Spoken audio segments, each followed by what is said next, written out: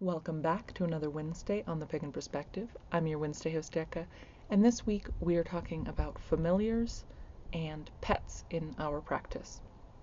So the first question, the descriptions, the full topic is in the description below, but basically asks, have we covered familiars before? What do we think about that? How do we know, etc.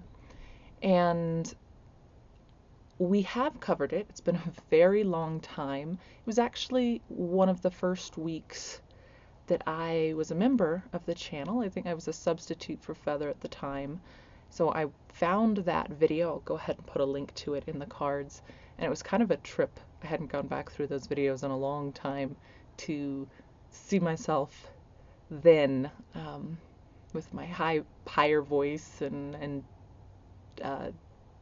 so much younger. I know it's crazy, but it really struck me. Anyways, what I have to say this week is pretty similar.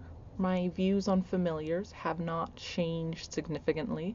It's something I haven't thought a tremendous amount about, but outside of the fantasy realm, stories and things like that, what I think in real life, a familiar is referring to an animal, a non-human animal, who has a very human-like or perhaps a very, very deep connection with a particular human. And that's something that I have seen more often with folks who lean a little bit more towards the witchy side of pagan, but it isn't something that I've seen as a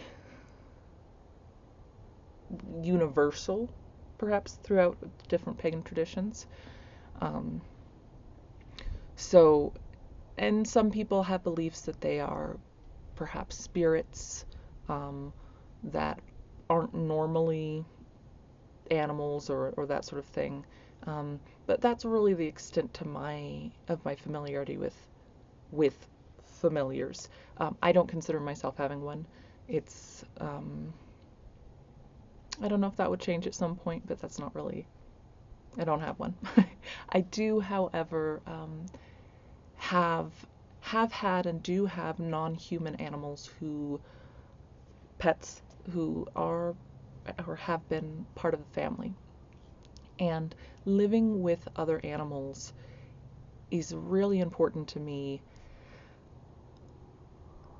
because, I think that humans have this really beautiful, special, and I didn't say unique, but special ability to bond and love many different beings, not just creatures, but beings, and to really have that deep connection.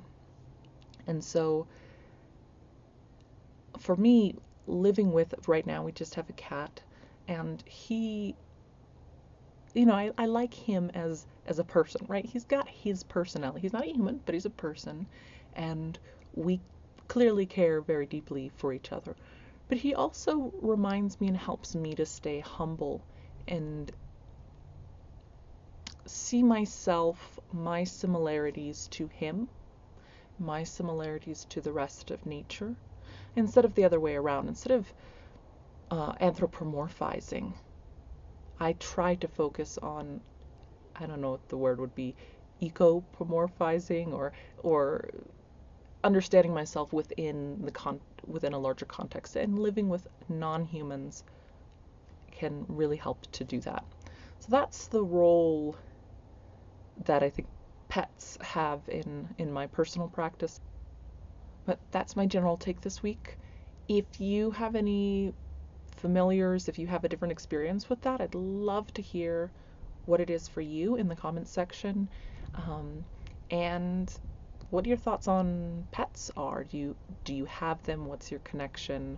And how would you distinguish between a familiar and just a non-human member of your family? Okay, I think it's subs week, and then we've got another round of really interesting questions. So I will see you then. Take care.